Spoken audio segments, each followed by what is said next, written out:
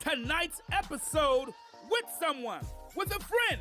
And if you're driving in your car, let someone know where they can hear TMG.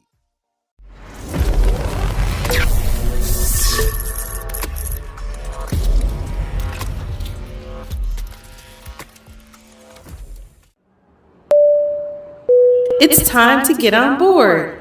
TMG is taking off. Hi, everybody. Welcome to TMG. I'm your host, Travis Patton Sr.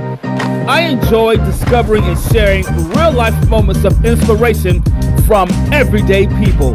And this show is about finding moments of inspiration for our everyday lives. And look, and if you're going to tell me something, then tell me something good. Hi, everybody, and welcome to a brand new episode of TMG. I'm your host, Travis Patton Sr. Guys, you know how we like to do it. Before we get started, don't forget to visit our YouTube page. That's Tell Me Something Good with a capital T. There it is, right there on your screen. And as always, before we get started in this episode, guys, I want to give a huge shout out to my biggest supporter, my biggest fan, my lovely wife, Nicole. Hey, girl, how you doing? I know you're watching. I know you're listening. Guys, wherever you may be watching this show right now, whether you're on LinkedIn or Facebook or YouTube, it doesn't matter. Thank you for watching the show. That's right. Come on in and watch the show, guys. Thank you for joining the show. And maybe you're not watching the show right now. Maybe you're listening, and maybe you listen to it on Spotify or Amazon Music or Pandora. Wherever you are listening to the show. However, thank you so much for tuning into the show today. And maybe this is your first time hearing my voice. Your very first time listening to me. Let me take this time to tell you thank you. And I don't know if someone told you about the show or maybe you came across the show by accident. However it is, I'm glad you're here. And if you've been watching the show the 4 years that we've been streaming, I cannot go further without telling you thank you, whether you're in Switzerland or Ireland, or whether you're in Japan, or whether you're in China, or Cuba, or Vietnam.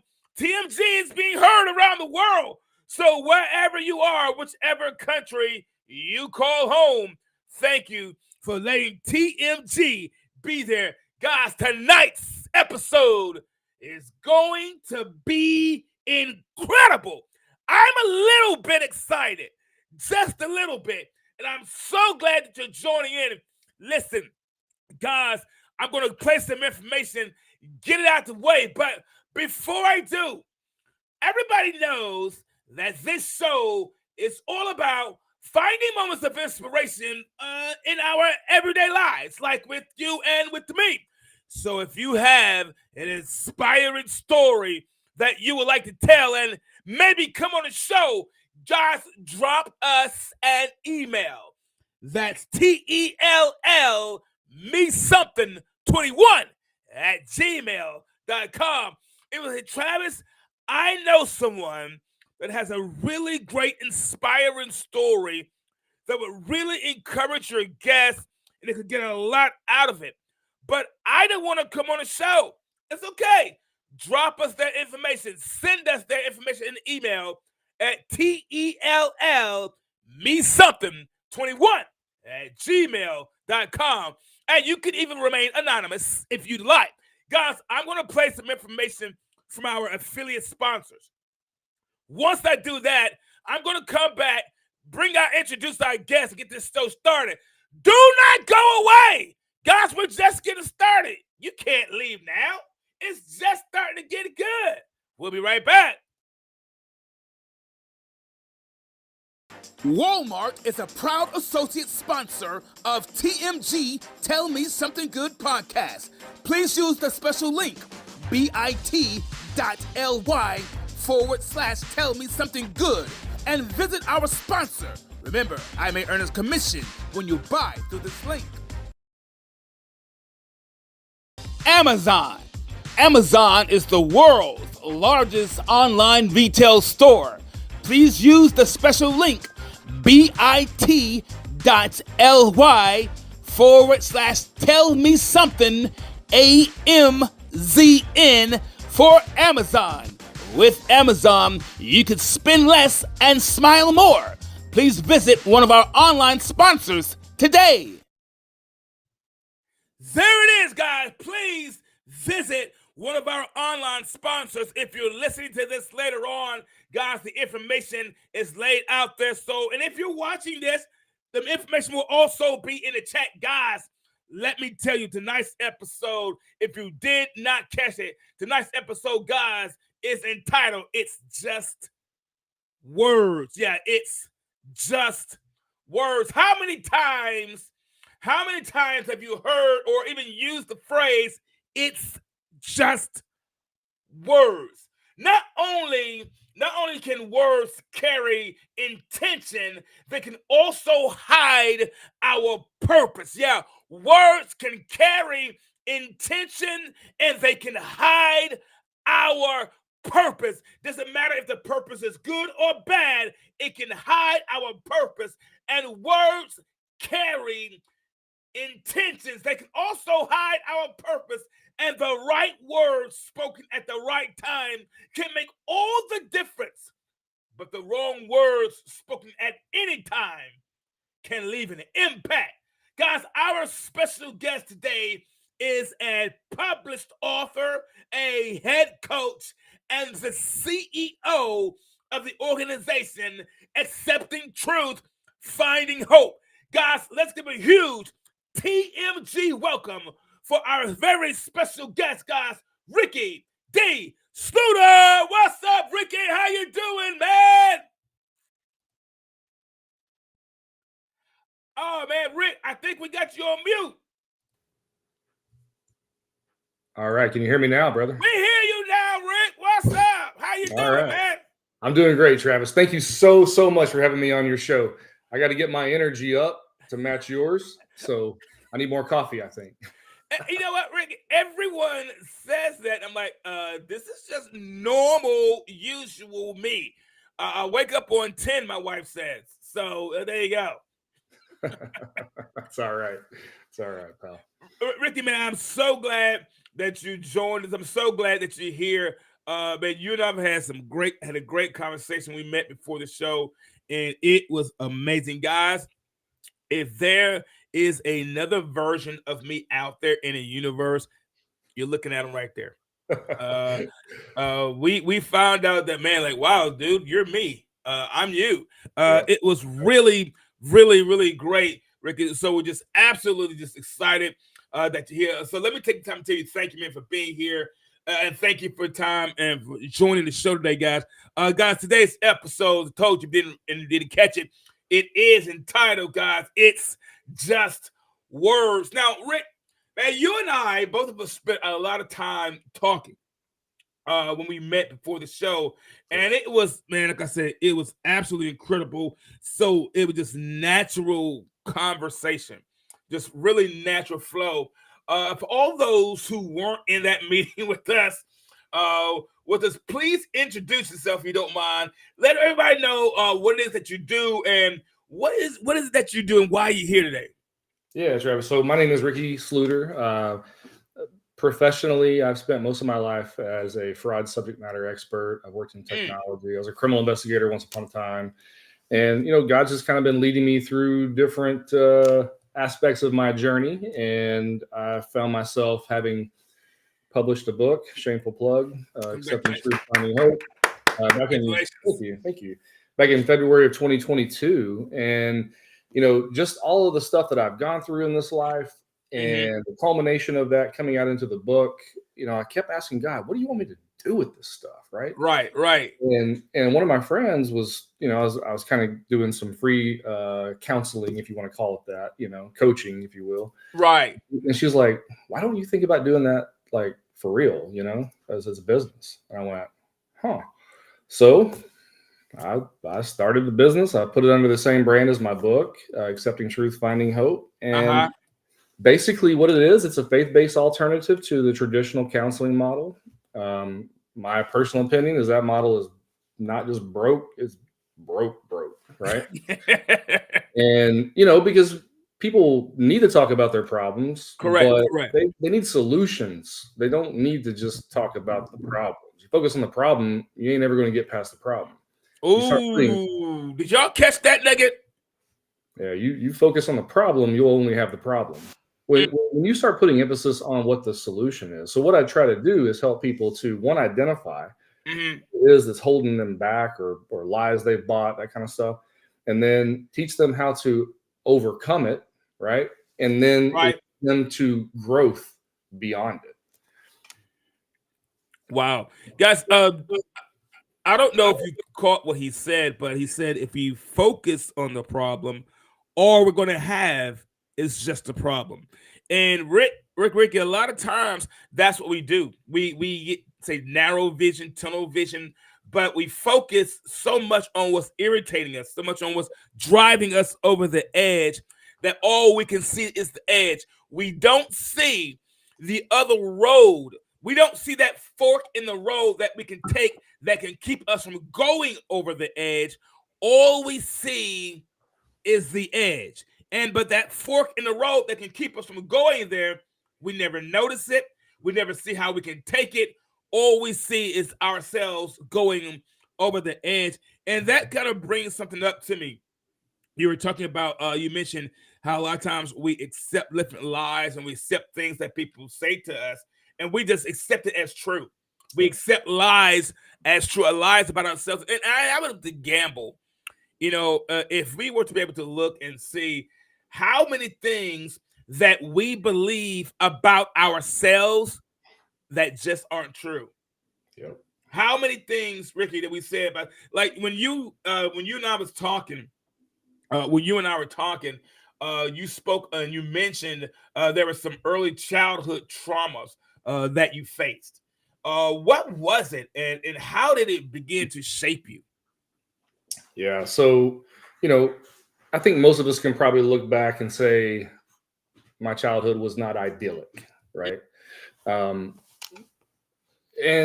we all have our struggles, we all have our journey. Mine, my dad, unfortunately, he got ripped off by a guy like in 1979, Travis, 1980, something like that, for like $90,000, and that was a lot of money back then. And it ruined him. And he was a self-made guy, as people would say, and he just did not know how to get out of his own way. He couldn't stop focusing on the problem. And so he made a choice that I'm not going to get rid of my business. I'm not going to fire my men. I'm going to keep paying them, and I'll get around to paying Uncle Sam, IRS, what I owe them. Well, they disagreed with him, and they end up seizing all of our money, all our assets, like just ruined us. And I was like 4 when that happened. And as I say in my book, I say this hurricane kind of formed on the coast of my father's life. Right. And it enveloped him, and it became the only thing that he looked at. Jesus told Peter, keep your eyes on me when he was walking on water. Why? He didn't want him focusing on the wind and the waves. Absolutely. Right? Absolutely. My dad couldn't see past the wind and the waves. And he got so mad, the problem led him to wrath and rage. And all he wanted to do was murder this man. And he couldn't, so he took it out on us. And he became very violent. He became, when he wasn't, destroying our home in these fits of rage. For example, I literally, as a little boy, watched him rip a recliner in half with his bare hands. I don't know how the hell he did it. He had that much rage inside of him. Wow. You always hear these stories of, kid was under a car, some dude picked the car up with one hand. Right. That kind of stuff, right? Like, but that was his rage coming out. And so he would take that out on us. And then when he wasn't doing violent stuff, it was right here, right? Words are meant for creation, to build up and to edify and encourage, but we can also use them to destroy. And he began using that stuff because I was a tender-hearted little boy, Right. Little kid. You're a kid. Yeah, you're just a child. I'm 8, at this point, I'm 8 years old. I'm just a little boy. And he, would call me the P word. I don't want to say too much Yeah. and call me names that you don't call a boy. Right. And all it did was just beat me down. I was already beat down, but it just made me begin to question my worth and what can I do? What can I do, Travis, to make him love me? Right. Because obviously I'm doing something wrong. There we go. There we go with that. Yeah. So that's where it began. And that early beginning set me up on what I call a rat wheel of insanity, where I spent the next 30 plus years striving for the acceptance of others, begging people to love me. And I did it through accomplishments. I did it through all the things that people would normally give you applause for. Right. Congratulations on that. And For me, it was like, good job. Yeah. And for me, it was like, you gonna love me now? You gonna love me now? No. Wow. What? Hold on, man. Hold on, Ricky. So they're giving you accolades. They're congratulating, saying you're great on your job. You're great at this. You're great at this task. But inside you, it wasn't the accolades. Inside you, it wasn't the hurrahs and the honor. Inside you, it was, do you love me now? Yeah. Do you accept me now? Yeah. Inside me, it was me running around knocking on hearts' doors, Travis, seeking who would let me in, And as people do, the moment they let you in, they let you down. So then that just continued to cause me to have insecurity, question my identity, wonder that honestly, I just thought my purpose for being here was just a struggle. Like God made a bet with the devil, like he did with Job, and he was just going to kick my ass the rest of my life. Say that part again. You said you thought your job here was to just struggle. I really thought my purpose was to just live and struggle. Wow. Ricky, you're saying that, but let me tell you something, man. There are people listening, and I've thought that. I've thought that before too, Ricky. I've thought that my whole lot in life. I told you when we met, I said I used to think that my lot in life was to be a proverb to everybody else. Just don't be Travis. Don't be him. You're good as long as you don't be him. And there are a lot of people that are listening, Ricky, all over. And right now, they feel the same way. They feel that their only lot in life, their only thing is to just struggle. Wake up one morning, complain, and struggle. Wake up, complain, and struggle. They never see, remember we said earlier, we never see that proverbial fork in the road. Yes, things are pushing us over the edge. Life is pushing us over the edge. Heck, when COVID came, it pushed a lot of people over the edge. But a lot of us don't see that fork in the road that says you don't have to fall off the edge, but because we're so busy leaning and depending on the words that people have said to us, and because we're chasing that next point of feeling of acceptance, because we don't like us, we don't like ourselves, and the words that people have said to us, Ricky, it's not just words. They matter, man. They really matter. I can understand. You were you said you were a police detective at one point, correct? Yeah. Thank you so much for your service. I know you were there in Texas, and I'm here in Alabama. So whether you're in Alabama, Chicago, Miami, it doesn't matter. You were serving. So thank you very much for your service, Ricky. My pleasure. But being a police officer, that had to mess with your mind too, with all that stuff coming at you growing up as a kid and you being a detective and striving to be the best. That had to mess with your mind, man. It did. So before I got in law enforcement, Travis, here's another one for you. So I got, after my dad left, we were very poor. My mom and sister and I had to leave our 5 acres that we lived on. We moved into a 2-bedroom apartment. I slept on a couch, and I just kind of raised myself from 9 years old. My mom had to work 2 jobs, and she was caught up in her own storm, from what happened with my dad, and didn't have time for me. So it was kind of me against the world. And I had to take all that negativity and do something with it. And what I did with it was negativity, right? I created more problems, but I thought that I had to adapt myself to fit into an environment to be accepted. And so I became something that I really wasn't. And I went from shy, timid, tenderhearted kid to straight up thug, badass, fighting all the time, street races, that kind of crap. And I found myself one evening, 1 a.m. In bad part of South Dallas. And this gang jumped me and my friends. It was a knife fight. 14. Okay, it's right before Christmas, literally like 3 days before Christmas. And a dude had a blade between my eyes, and he told me he was going to kill me. And I can tell you, he was going to kill me. Like there was no question in my mind, dude was going to kill me. I've never seen the rival of the evil that I saw in that man's eyes. And somehow, grace of God, I know now, I talked him out of it. And he was befuddled, like why he was pulling that blade away from my face. Like, why am I doing this? Wow. And then I watched my friend kill him with a machete. Right. And to give you an idea, like they had stole my letter jacket and that kind of stuff. Right. DPD homicide calls my house the next day. My mother answers the phone. Homicide detective says, hey, I have your son's this and that. You can come down here and get it from property or whatever. Right. He hangs up the phone and said, what were y'all doing? I told her some BS story. She never asked me another question, never took me to get anything, just disappeared into her world again, right?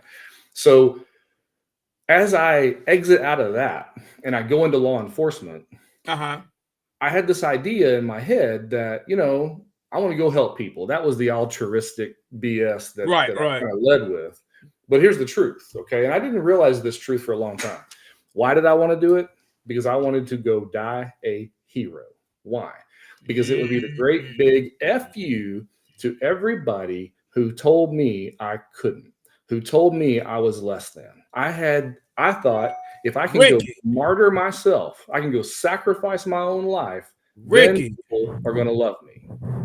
Isn't that crazy? It's sad, is what it is. No, Ricky, let me tell you something, man. You're speaking to so many people right now, man, who feel the same way, who quietly and secretively have felt the same way. And whether I'm sorry you had that experience and felt that way, Ricky.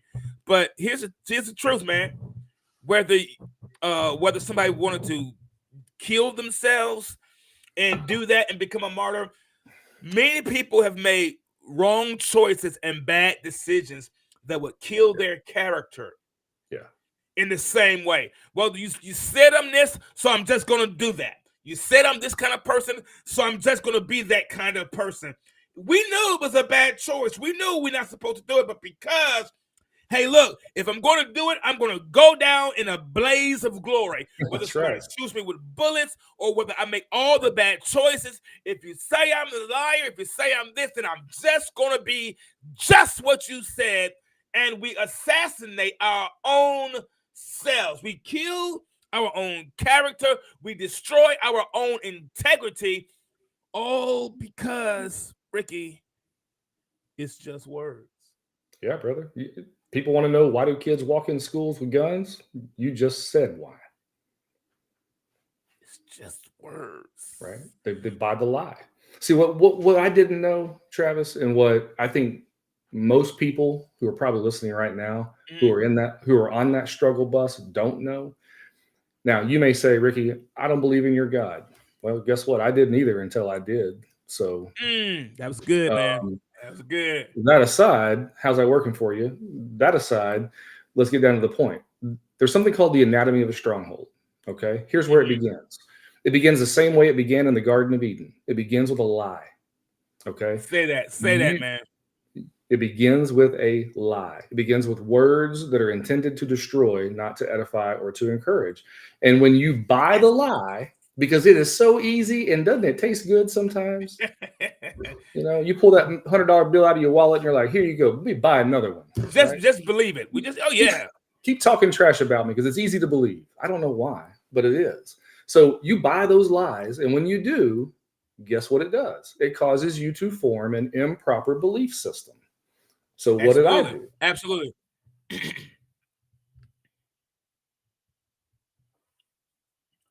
It absolutely does. I think you froze there for a minute, Rick. Looks like we lost Rick. He will come back, guys. But he is absolutely correct. whenever we buy into the lies that people have said about us and things people have said about us, what it causes is it does cause our belief system to change. There's a good chance that the person that we are now is really not the person we could be. There's a good chance that the person we are now is not even the person that we could be. We are still trying to keep up and be the person that someone else has said we should be, that someone else has said, all because it's just words, all because of what someone else has said. When we believe the lies that others have said about us, and we so readily and so easily accept what people have said, we become what they have said about us. So why is it so easy for us to believe something negative that someone has said about us than it is to believe something positive that someone says about us? You can say something positive about someone and they will believe that there is an ulterior motive. You must want something. You said something good to me. You spoke to me. You said good morning. You said hello. There must be something that you want. But because we have taken the time to believe all the negative things about ourselves, the moment someone says something positive to us, the moment someone says something positive about us, we find it, more difficult to believe the good things than it is to accept negativity. It's just words. Listen, and we like to believe that, and I get it, and sometimes those words, depending on who they come from, can really make things more challenging, because when those words come from a place of authority, a teacher, a mother, a father, a loved one, a trusted friend, when those words come from a place of authority, they carry more weight with them. When those words come from a place of authority, they carry more strength behind them. It's like a stronger push behind them. Have you ever had a teacher or a person in authority or that you really trusted said something to you and it lasted longer to you than someone hitting you? Have you ever had someone in authority say something to you in a negative way or in a negative tone, and it carried more weight than anything else? Because the influence a person has in our life will impact us more. Imagine if your parents, your mother, your father, grandmother, auntie, whoever it was that was in your life, imagine the words, not just the words they said to you, but the words they didn't take the time to say to you, the words they didn't take the time to say, I apologize, the time they didn't take the time to say, I should have developed a better relationship, the things they didn't say and say, I've always accepted you. Guys, I want to share a brief story while we try to get Ricky back on. Give me just a second here. I want to share a quick story with you guys here. All right. I want to share a quick story with you. It's a personal story that I'm going to share. And some of you have heard me say part of this before, but I'm going to share it with you this way. I told you my mother, I love my mom. Listen to me. I really love my mom. My mom told me one time, she told me, and I was a little kid, I don't know, about 5, 6 or whatever. And we were in New York, where I was born in Mount Vernon, New York, and we were watching television. And one of my favorite things to do was to sit at my mom's feet and watch TV with her. I enjoyed that. That was our bonding time.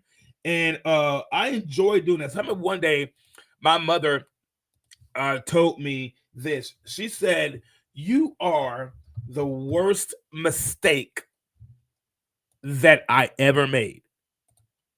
I did. She did. And I don't blame her for that. But she said, "You are the worst mistake I have ever made." And for years, that stuck with me. For years, I continued to strive to outlive those words. And for years, those words chased me. For years, I ran trying to get away from those words, because for years, anytime I made a mistake in anything, no matter what it was, anytime I made a mistake in anything, I always would hear those words.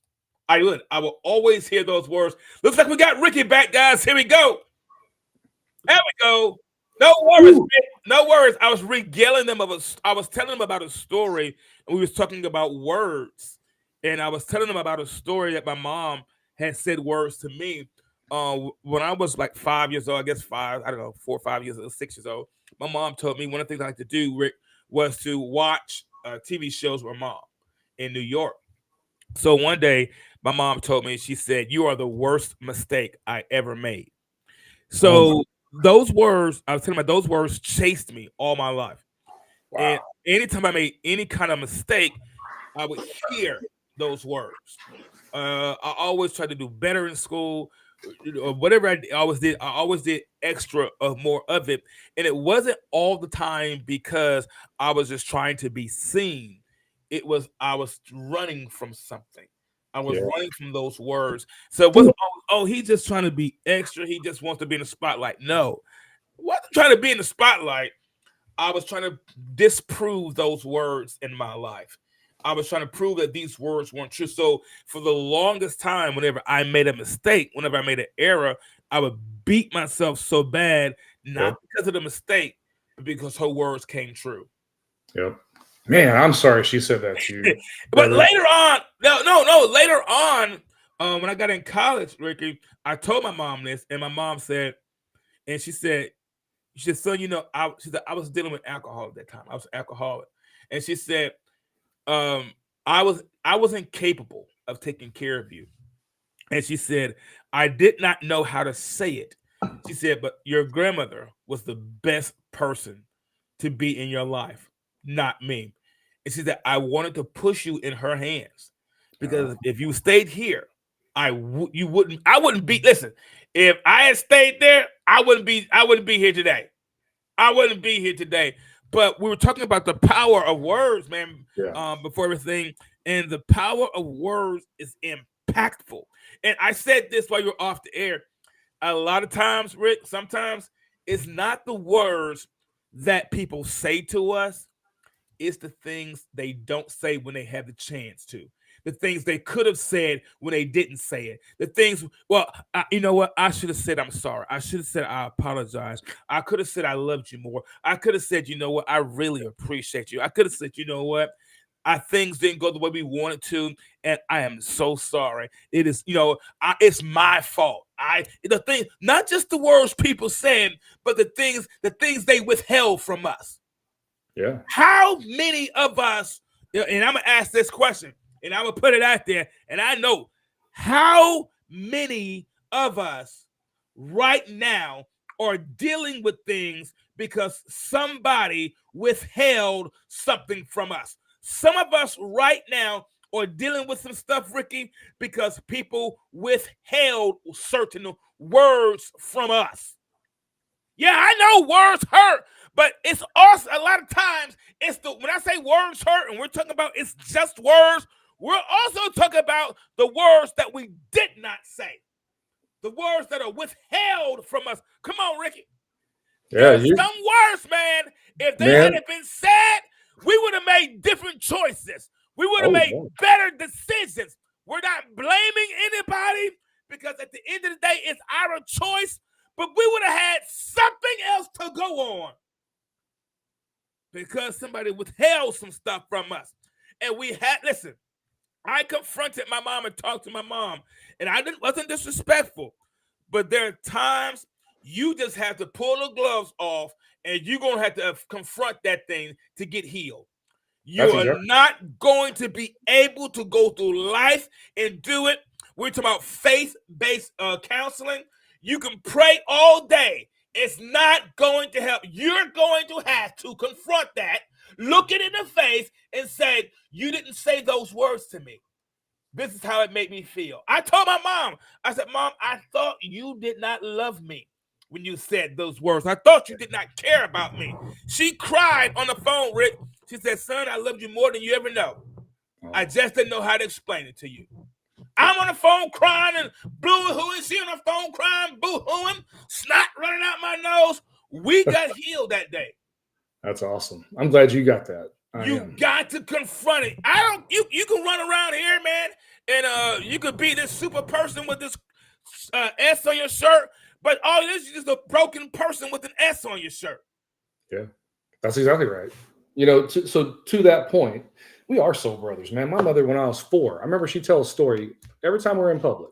She'll tell people, man, he was such a colicky baby. He cried all the time. He was just, kind of a pain in the butt.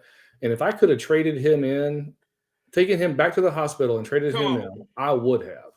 And those words stuck with me. I didn't realize how much damage that did to my heart. Come on, man. I'm almost 40 years old. And to your point, you did it. You did it right with your mom. When I first reached out to my family, I didn't, man. I came like a bull in a china shop because that's just a little bit how my personality rolls. I get it. But listen, you had taken enough. You couldn't take it anymore.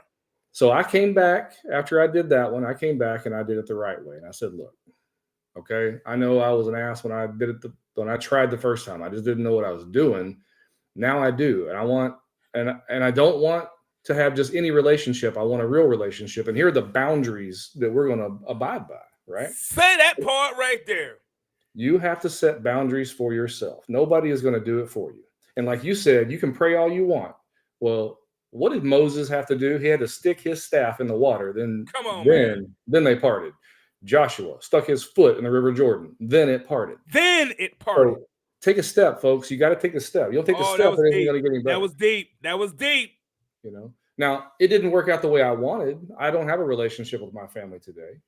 But you know what? I'm living a healthy mindset now, right? Do I mourn that loss? Yes, I do. But you know what? You know why people shipwreck their lives? Why? My daughter is 15 years old. I'm teaching her how to drive right now. And what I've tried to explain to her is the windshield is the largest thing on this missile that we're driving. Okay. Now, see this little thing up here called the rear view mirror? You want to use that to see what's behind you. This can guide you as you go forward. But by God, if you stare into that damn thing and you never look through the windshield, you're going to find yourself in the ditch. The reason most of us shipwreck our lives or why we crash in a ditch is because we spend all our time looking in the past, right? The past has to inform your future. It can't be your present. It can't be your tomorrow. Woo. Wait, whoa. The past has to inform your future, man. Come on, Rick. And if you don't let it inform it, it's going to be your present. And that's what I did for so long, man. I just camped out in my rearview mirror, kept wondering why I'm in a ditch. Well, duh, dummy. You ain't looking forward, Wow. You're not letting that impact whether you're going to go left or right up ahead, Wow. And it took a lot for me to figure this out. And I did it the hard way. Listen, man, what we're talking about, and guys, listen, what we're talking about is not something that happens overnight. But listen, but it doesn't happen. Listen, I gotta say this. This is how I feel about it. It doesn't happen overnight, but it doesn't happen at all if you don't do it. That's right. Doesn't happen overnight, but it doesn't happen at all if you don't do it. You gave two good examples. So you say faith-based. So whether you believe in Jesus or not, whether you believe in the Bible or not, thing is this: the story says Moses had to stretch out his rod over the water, and the water split it and divided. Well, whether you believe it or not, the synopsis is something had to be done in order to get something else. That's right. We have to do something. Whether your something is counseling, whether your something is having that conversation, whether your something is sending that text message, something has to be done. It does. And here, so I'm going to do a shameless plug for one of your sponsors. Okay. I think most of us shop at Walmart, at Amazon. Oh, yeah. You get that package, it shows up on your doorstep, you're all excited about it, open it up, and you realize that ain't what I wanted. That ain't what I wanted. Are you going to keep it? No. It's back. You're going to get a refund. So take that lie that you bought and get a refund for the truth. But that's an action step you got to take, right? That was good. Amazon ain't going to come to my door and go, "Do you like the package you got?" No, I really like to have another one. Right? No, they ain't going to do that crap. I got to take the step. Now, they'll honor it. They'll refund it. But life's the same way, right? So if you don't want to put God in the equation, well, that's between you and God. Then follow the analogy I just gave about refunds. But you got to refund that damn lie. You got to refund all of them. Because why? Because you were made on purpose for a purpose. Guys, did you hear that? I've never heard that. You got to refund that lie. Man, listen. All right, so I got to do this, man. I was thinking about words and how words can motivate and inspire and move people. And we were talking about that and mentioning that. Guys, everybody, have you ever watched a sporting event, regardless of what it is, in a sporting event in which there's a coach? Whether it's football, whether it's hockey, even tennis, I think has it has somebody on the side. But have you ever watched a sporting event and you witness the coach speaking to the players, and a lot of times it's not really speaking to them; they're screaming and yelling at them. But whatever it is, witness the coach speaking to the players, and because of those words, they seem to have an impact on how the rest of the players or how the players perform the rest of the way. The coach says it to him, and it seems like, man, he lit a fire on them, she lit a fire on them, and man, they're outplaying better, they're doing better, and it seems to have an impact on whether they perform the rest of the way. Words have a way of keeping the most talented, gifted, and highly potential individuals sidelined. If the coach, there comes a time when you need a coach. They're a coach for a reason. It's the reason they don't just have the players on the sideline and say, okay, you 11 go play, or you 5 go play, or you 7 go play. There's a reason for the coach on the sideline. There's a reason for that. But if words can have a way of keeping the best people sidelined. Listen.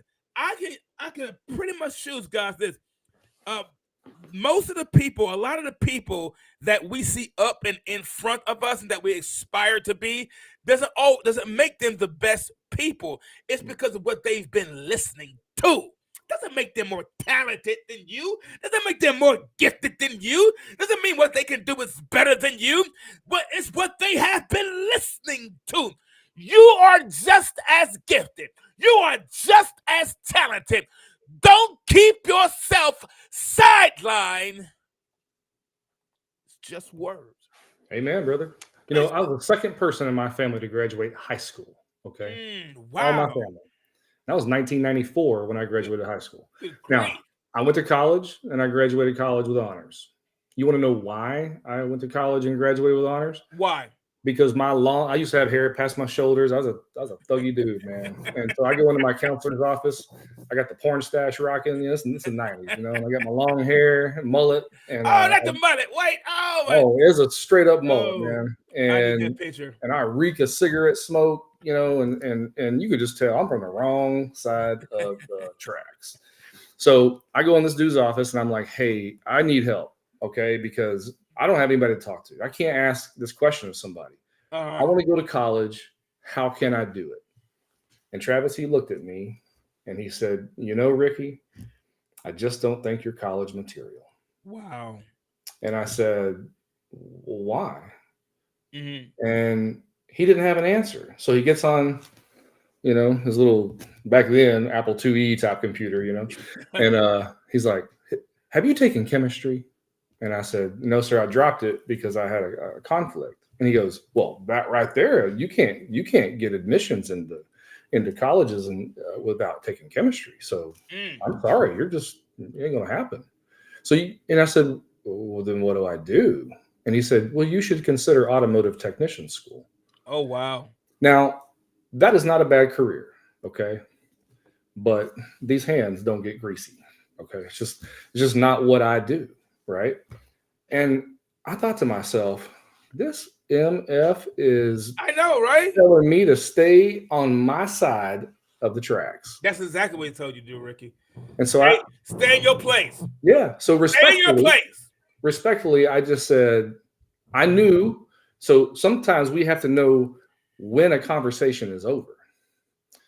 I knew the conversation was over. So I said, "Sir, thank you so much for your time and for your advice." Yeah. I got up, I walked out, I'm walking down the hallway, going back to my class, and I said, "F you, I'm going to college." Exactly. My mother used to always say, "Hide and watch me," right? Yeah, hide and watch me. So, chemistry be damned, I went to college. I graduated with honors. And as I'm sitting there with my honors cords around my neck, all I could think was, I'm going to go find that I'm MF. going to find this one. I'm going to choke him with these cords, right? Yep. And I went, "No, I'm not. No, I'm not. I ain't done yet." Right. So I let words that invoke spite in me. Come on. So I don't care what the fuel is for you. Okay. But if you know you're more than what you are right now, then go be it. Go do it. Right. Go Absolutely. be it. That's all you got to do is go be it. Like you said, these people who got to high places didn't just wake up one day and somebody said, "Here you go, you're king of the universe," right? Yeah, we're gonna. You're you because of your name. That had nothing to do with it, man. You were born great. Yeah, you were born greatness already. Yeah, you didn't have to do anything. Ricky, at which point though, I was thinking, everything your stories, man, is amazing, absolutely amazing. And I told you guys, if there's another version of Travis, there it is right there.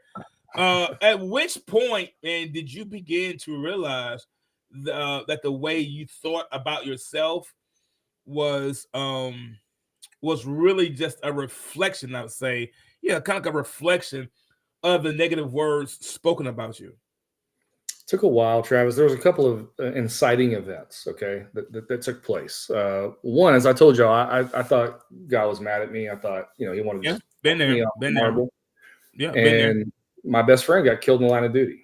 And Kurt David Knapp was his name, and Kurt was a state trooper. And Kurt was the guy who had a mom who adored him. I love Jeannie, a guy, she loves her son so much. His daddy loved him. And he and his wife, Jennifer, had been together since like 6th grade. Like they had that love story that was just, right. God, I want it so bad, and I haven't found it yet. It's coming. But he had all of that. And he had 2 young kids and goes to work one night and didn't come home. He got killed. And when I learned the news, I had never really challenged God before. I'd never got up in his face. But man, that day, I kicked open the door of his throne room and went in there and said, "You got it wrong. You took the wrong guy. You were supposed to take me. My life is pointless. My life is worthless. You took a guy who was loved. Nobody loves me. So why did you take him?" I could not begin to understand it. And it was one of those fires that had to well up in me. And I think it was one of those moments where I had to go and honestly be disrespectful to the Almighty, because I had kept all that stuff inside, right? And it was one of those moments where, okay, I finally got a little bit of that venom out. Several years later, 4 years later, my then wife got pregnant with our daughter, and I was losing my mind because we had just agreed to get divorced. And I thought, is anything ever going to be good in my life? Right. And then they tell us, hey, your kid has the head, arms, and legs are not growing properly in the womb. There's 2 heart defects, and you're having a girl. That's exactly how we got the news. And I thought, yeah, this confirms it, right? Like, you hate me. Only for it to turn out the way I never expected. When she was born, she had 4 heart defects, not 2. They told me she'd go into congestive heart failure and she would die at 3 weeks old. Nothing they could do. And for me, what I had never done before was an act of surrender. Okay. I had tried so hard to be in control of every single thing in my life because of those words, right? Wow. And so I found myself in a position where I had to just sit back before the living God and say, you got me, because there ain't a damn thing I can do to control my way out of this one. And I said, you know what? You give me this kid a day, a week, or a year, and I'll praise you still, because for the first time in my life, I mean it. Your will be done, not mine. Because I don't know what else to do, right? I had to come to the end of me. 3rd day of her life, a heart wall grew or just showed up where there was not one between her ventricles. A membrane that was blocking her pulmonary vein. There was no evidence that it ever existed. I took her home on Good Friday. Right. Now, I didn't have a relationship with God, but I had to go, hang on a second. You can't make that stuff up. That is physiologically impossible. And of all days, I take her home on Good Friday. Are you joking me right now? Yeah, the weekend of Easter. Yeah. Yeah. So then 4 years later, open heart surgery to correct the other 2 things. As a result of that, she ended up having 5 strokes, destroyed her speech center, destroyed a lot of stuff in her brain. She was paralyzed. Like, and they said, none of it's going to resolve. Sorry, 3rd day again, got all her fine and gross motor skills back in ICU. 3 months later, had the expressive language ability of a 7-year-old at 4. Total brain damage. She's now an honor student, knocking it out of the park. Wow. Why do I tell you all this? Because sometimes we have these inciting events in our life, and we look at the world, we look at heaven, wherever you choose to look, and you go, woe is me. Why is this happening to me? Why? And I did. I said it over and over again. Why is this happening to me? Why is this happening to me? Only to wake up one day and realize it was never happening to me. It was all happening for me. I want you to hear that. Not to me. Wow. Did y'all catch that? Did you catch that? Your adversity is not being done to you. Your adversity is being done for you. Because you got to wake up. You got to stop looking at these events the way you're looking at them. And you have to see it from a different perspective. And God will go out of his way to get your attention. Ask me how I know. I got 304 pages of it, and none of it was easy.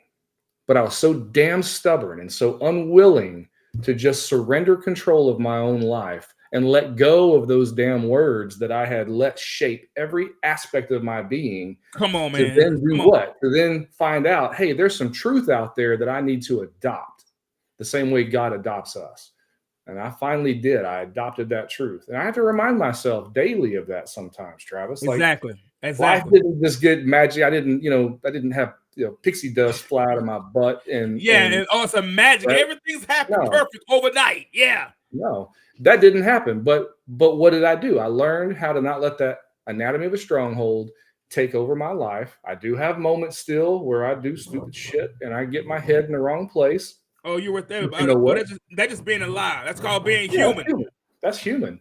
And then I have to come back and go, no. I know truth. So what is truth right now? And what do? I turn to the word and I let the word encourage me. So I bring in the words that matter. And then I stand on that. I stand on those words, not the lies, right? Wow. So it's just words, right? Wow. Or is it? Wow. Man, guys, I told you this was going to be a great episode. So needless to say, man, you felt angry and disappointed in yourself for believing these lies and things about yourself. Like I have, like people who are listening, Like everybody, you blame yourself. We become that bullseye, and we blame ourselves for that. So you said you tried. I want to bounce back to something. You said you tried traditional methods and means to get counseling. Oh yeah. Briefly, what was that experience like, and how did that end up?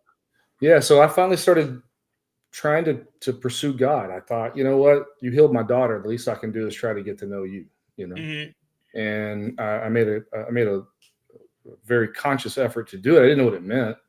And so God led me to this church in my second marriage, and I found a men's group, and I had a pastor named Scott, and Scott saw right through my BS, man. And so he led me to some events that I went on, something called Quest and something called Encounter, and I met the living God. You can tell me I'm crazy, I don't give a damn. Met him, so I know he's real, and it changed me. Like I couldn't be the same. I could not be the same. And I was caught up. I was a sex addict.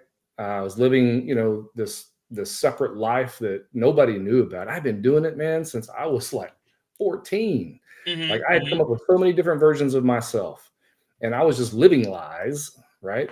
And lying to other people and all this mess. And so I went to him and I went, hey man, like, my journey from Quest, like, you know my story. I said, but here's what you don't know. Here's what I'm caught up in. And I told him, and he looked at me and he said, you need professional help. I can't help you. And it pissed me off because those words was not what I wanted to hear, right? I needed to hear, but I didn't want to hear. So after I got done with my pity party, I called him back up and said, all right, who do you recommend I talk to? Because you know me, I don't trust a lot of folks. And so he sent me to a dude who's a good guy. He's a Quest brother of mine. He's a great counselor, but not his fault. The way the regulations are set up, he can just ask me questions. Right. And I reached a point where I was like, man, why can't you tell me what I'm supposed to do? And he said, just tell me what I need to hear. He said, I can't do that. And I'm like, well, then why am I paying you? Why am I doing that? Right. Now, I had learned some good techniques. Don't get me wrong. I had learned some stuff from him, but I just reached a plateau where I was like, what next? And I thought, okay, well, maybe the individual thing wasn't, maybe I need more. Maybe I'm just so damn screwed up that I got to do something different. So I went and did a intensive outpatient group therapy program where I did 3 hours a night, 3 days a week. And as I sat there and I listened to everybody's tell of woe, because by God, we all got one. And then every one of them talked about how long they had been doing this. Some of them 20 years. And I thought to myself, like hell, y'all think I'm showing up here 3 nights a week, 3 hours a night for 20 years? You're insane. And as I'm having that thought, somebody opens the door and went, hey, Ricky, can you come to this other room? And I was like, sure. So I go in there, and it's a telehealth visit thing. And I'm like, why am I doing that? Right. They're like, what medications are you on? And I went, I'm not on any medications. Well, you need to be. And now we're going to start pushing medicine down my throat. Right. Now, for those of you who don't know, most of you think that because the medical community has been telling us this lie, is that before 1962, okay, a very important event happened in 1962. What was that? Supreme Court said prayer is no longer allowed in schools. Now, you want to know what happened that was tangential but not? Yeah, therapists before that said when you feel hopeless, when you feel depressed, that was a soul level issue. The moment the Supreme Court handed down that verdict, therapists, all of a sudden, one particular one said, no. There's no soul level issue. It's a chemical imbalance in the brain. That is interesting. That is a 60-plus-year-old model that has not been adapted not once. Now, here's what happened about 10 years ago or so. Researchers proved there is no chemical imbalance with serotonin in the brain linked to depression. None, zero. But pharmaceutical industry is making $170 billion a year on SSRIs alone. So guess what? We're going to keep that model going. It pays, right? Now, some medicines are good. Please don't misunderstand me, right? You have certain medicines you need to take. take them. Don't say Ricky told me not to and go twist off and do something stupid. Okay. But if the medicines aren't helping you, the medicines they gave me made me depressed. They made me want to kill myself. Like they were horrible. And I went, hell no. Like you're making me worse. You're not helping me. So you got to be the best manager of you, right? When it comes to that. And so That's right. What I thought after living through all of that, I thought there's got to be a better way. And I thought, wait a second, we're all testimonies. We're all stories. And if I believe what I tell people that the anatomy of the stronghold is a thing, then there has to be a way to identify, overcome, and grow from those negative life circumstances. Absolutely. Absolutely. And God led me to that in my own journey. And he gave me 4 words. He said, they're acceptance, identity, security, and purpose. And I went, and what do I do with those? And he said, Ricky, what does Revelation 3:20 say? And I went, I don't know. So wait, I know you didn't ask me. So I look it up and it says, behold, I stand at the door and knock. Anyone who hears my voice and lets me in, I will come into him and eat with him and he with me. And immediately I saw that Jesus painting where Jesus is knocking on the door and there ain't no doorknob, you know? And I was like, okay, God, I get you. Like, I understand what that means. I think, right? Like you're knocking on my heart's door. That's what Revelation 3:20 says, right? He said, yeah. He said, but what have you done? And I went, that's a loaded question. Like, what do you have? And he said, answer that one. He said, look, man, he said, you have gone around knocking on hearts' doors because you think acceptance is for you. And you see, the moment they let you in, like I said earlier, they let you down. And then you went to another one. And you've been on this rat wheel of insanity, trying to get people, striving for the acceptance of others. Acceptance is not for you. The devil counterfeits everything I do. So let me tell you what the counterfeit is.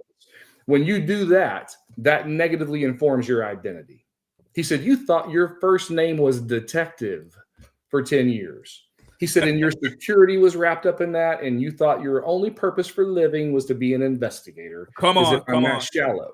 And he said, but what happened when I took it away from you? You didn't know who you were anymore, did you? And I went, I didn't have the first damn clue. And I didn't think I had a purpose, right? Like I said earlier, I thought it was just a struggle at that point. He said, but Ricky, when you get it right, sorry, Travis, go ahead. No, go ahead. God said, Ricky, when you get it right, that's the counterfeit. You and every other Adam just like you. That's what y'all do every day. He said, but when you get it right, you'll realize acceptance is for you to give me. I already accepted you. That's why I died on the cross. He said, wow. You have to offer me your acceptance. And when you do, I'll lead you to your real identity. And I did that for you, didn't I? And I said, yes, sir, you did. And he said, and then I'll show you that you have security, not in this world, but in me and in my word. And you can stand on something that isn't temporal. And then I'll lead you to your many purposes, because there are many. I didn't create you for just one thing. I created you for a number of things. And he said, and he said, and now let me answer the question that you've always wanted to know the answer to. And I'm like, which one? And he said, why did I let all of these things happen to you? Why have you had to face so much of That's a good question. And I went, I'm all ears on this one. I've been waiting for this one. And he said, son, it's one word. It's relatable. He said, do you not think if I wanted to, I could have put every single one of y'all on your own planet? Look at my solar system. I have plenty of places to park everybody. He said, but I put you all on one because I want you to learn relationship, because I want you to invite me into a relationship with you. Wow. And he said, so the one word relatable is this. He said, you see, the scripture says, though I walk through the valley of the shadow of death. But what did you do? You camped out there. He said, and what is all these other guys and gals doing? They're camping out in the valley of the shadow of death. He said, but you are no stranger to the valley, are you? And I went, no, I know the valley pretty damn well. And he said, and that's where I'm sending you back. That's your ministry. I want you to go into the valley. I want you to find these people who set up their tents and tell them, pack up your stuff. Daddy wants you to come home. Just like the prophet. Wow. Man, guys, listen, I told you this was going to be good. I don't know if you believed me or not, but I told you this was going to be good. Ricky, you that's a great segue to what I was going to ask about. Yeah. You're already talking, guys, whether you know it or not, Ricky is already talking about his book. He's already mentioned the 4 things or 4 principles that his book is on. Let me bring that up here real quick so you guys can see that. There it is right there. That's his book that he wrote, Accepting Truth, Finding Hope. And those 4 keys is the same thing that Ricky brings out in the book. And I was going to ask you to bring to elaborate, and you did. You did. So, but those, yeah, those are some core things, because a lot of things that we do, our words can be tied into our identity. Those words that people say. So when things change, when jobs change, when life change, we no longer how to live. We no longer how to do anything else. We no longer how to hope. We no longer know how to dream. We no longer how to set goals for our lives and for ourselves, because we're not working anymore. We're not clocking in 9 to 5. We're not being a mom. All we know how to do is be a mom. So if we're not being a mom, we don't know how to do that. All we know how to do is be a dad. Not doing that, we don't know how to do that. All we know how to do is go to work and work. We don't do that, we don't do that. And our identity gets tied up into things. Guys, let me ask you a question. All right, so if our listeners, I know you have a website. So if our listeners wanted to reach out to you and get in contact with you, how can they do it? Because you're getting some really good stuff here, Ricky. And I know we're getting to the end of the show, but you're getting some really good stuff. If people want to get in contact with you, how could they do that? Yeah. So one way, as you mentioned, my website, it's the same as the book title. It's acceptingtruthfindinghope.com. I have a little bit about my story there. I kind of walk through some of those 4 needs. By the way, those 4 needs are 4 needs every single human struggles with. And they're 4 needs that only God can fulfill in you. So you say, I don't believe in God. I'm going to say, well, good luck with those 4 needs, because it's going to be a bitch, right? Because only He can fill them in us. And that's what He's trying to get us to see. That's what the struggle is all about. So, other way, I'm on Facebook. I'm on Instagram. I'm on X, formerly Twitter. I'm on LinkedIn. You can't find me. You ain't looking. But you're there. I'm there. I'm public on all of them. So you ain't got to be a friend of a friend of a friend to, and know the secret handshake or anything to get a hold of me. So there's the website, guys. It's flashing on the screen right there. acceptingtruthfindinghope.com. Rick, I like to ask all my guests this. Sure. What is something encouraging that you could say to someone who's listening right now that have been a victim of the negative self-talk and negative words spoken to them? Yeah. So look, sadly right now in our culture, we have a suicide rate that is rivaling no other time. Mm-hmm. And for every person who does commit suicide, 25 other people attempt it. The statistics are terrible. And if you look at the hopelessness statistics and depression statistics, kids who are 18 to 29 are like 50% of that generation feel hopeless every day. And then folks that are in our age bracket, it's like 38%. I mean, it's an epidemic, right? Screw COVID. Hopelessness is our real issue. And so if you feel hopeless, if you feel like I don't have the first reason to live, yes, you do. You wouldn't be breathing, right? If you weren't intended to be on this planet. So don't do something rash. Don't take your own life. Here's the thing, though. You may say, Ricky, I don't know what to do. Well, I'm going to give you 3 action steps. 1, I'm going to encourage you, reach out to me. I'll talk to you. I'll help you. But if you don't want to do that, find somebody that you trust and reach out to them. Okay. And if you don't want to do that, then at least do these 3 things. Number 1, set a goal to just wake up and get out of bed. Take a shower, get dressed with intention. Like you're going to want to go do something. And then the second thing is take that step, go outside for a walk, right? Get out of your house, get out of that place where you have isolated yourself and go be with other people, right? And you say, I don't have any friends. Well, go make one, right? Go talk to people. That's right. You got to be a friend to have a friend. So just get out the house. Go talk to somebody. There's neighbors, somebody somebody want to talk to you. I can tell you this: I worked in a nursing home when I was in college. You want to know how many people come visit those folks? Nobody. None. Oh, I know. I just work. Listen, Go talk to them. I used to work in a nursing home too, years ago. I'm not surprised because I'm telling you, we're soul brothers, man. I did. I'm not kidding you. I did when I was graduated high school. Right before I graduated high school, I did it after I graduated high school. I used to work in a nursing home back in the day. You want to get over yourself. Go serve another person. Say that part right there. You want to get over yourself. You want to get out of your head. Go serve another person. Go serve somebody. Put somebody else's needs before yours. Yeah. I was at a gas station the other day. I was at Sam's filling up, and I see this dude coming up, and because I'm a former cop, sometimes I have to tell my jaded ass self to just stop. So he walks up. Of course, he wants to give him money, And I asked him a simple question, Travis. I said, "When's the last time somebody gave you a hug?" And dude started crying, and he said, "It's been a long time." And I said, "Well, today's your day. Come here." And I just gave him a big ass hug. Yeah, so what? He stunk. So what? He probably got my shirt dirty. I don't care. That's another human life. Another human life. And I don't know what that hug meant to him. So if you need a hug, there's people out there who'll give you a hug. There and you go. I'll prove to you that there is a God. You don't believe in him, you just challenge him.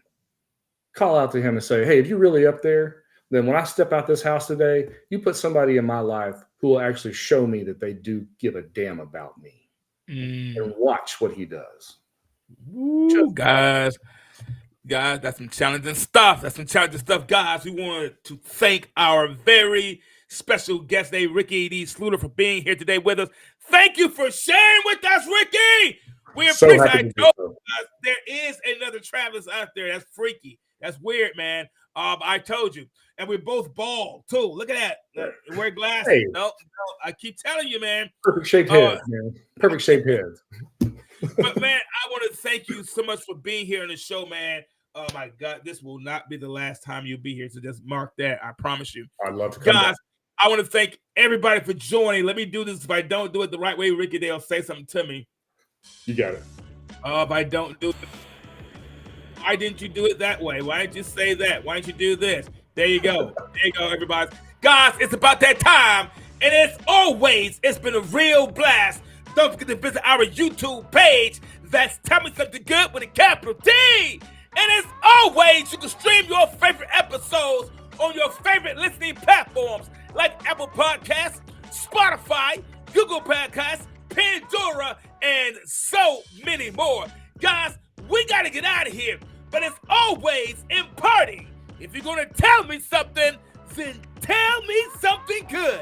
I'm out of here. I got to go. Peace.